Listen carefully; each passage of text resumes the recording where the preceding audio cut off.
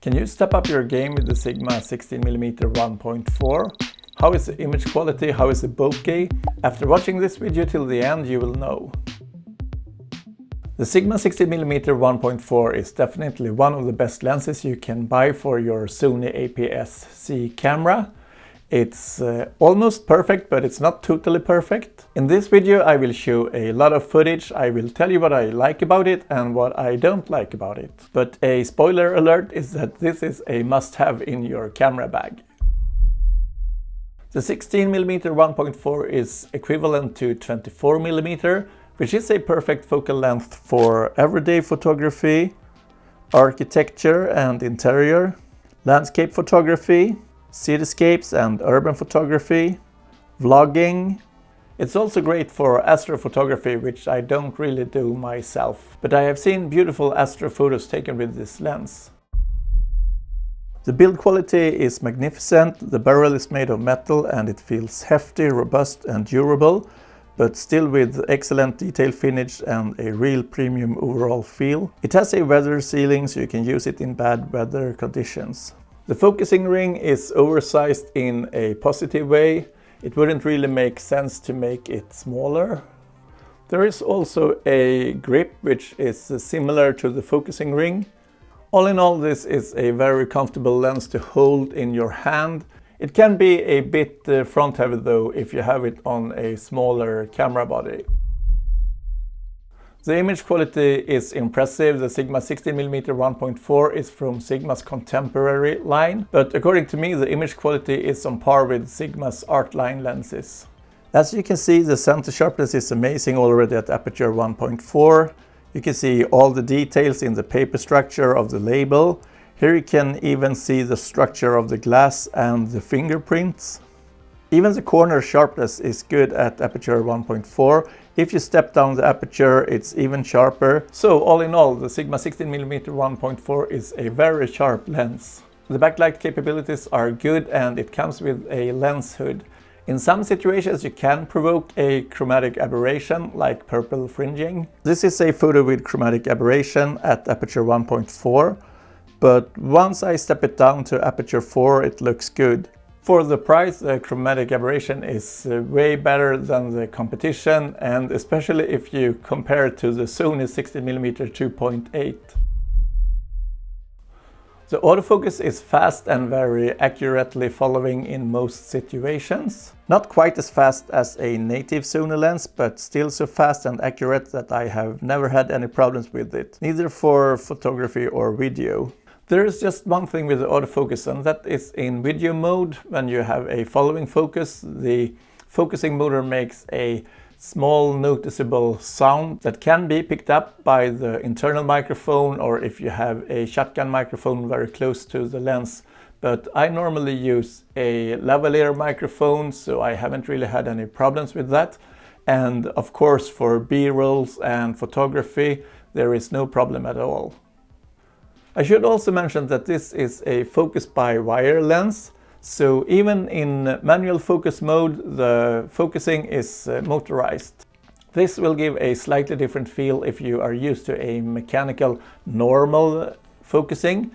The Sigma 16mm 1.4 has no image stabilization, so if you don't have a gimbal or your camera body doesn't have IBIS, you might consider this. I have a Sony a6400 myself without IBIS, and I have shot a lot of handheld videos and I never really had any problems with this. And for photography it's of course no problem at all.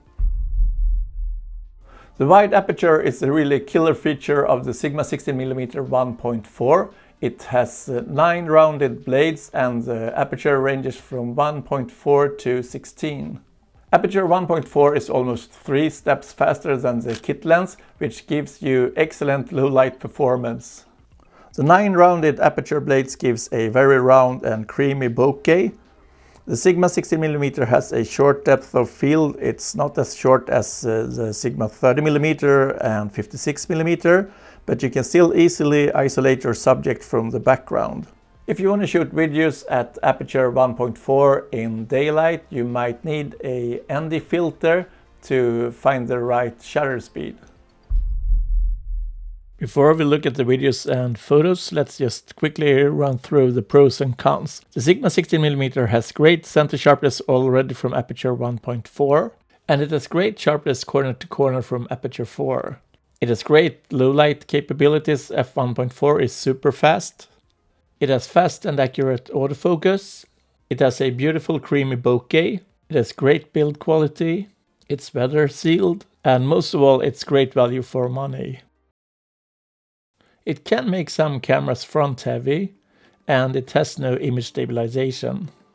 As you can see, there are so many more pros than cons, and this is an amazing lens.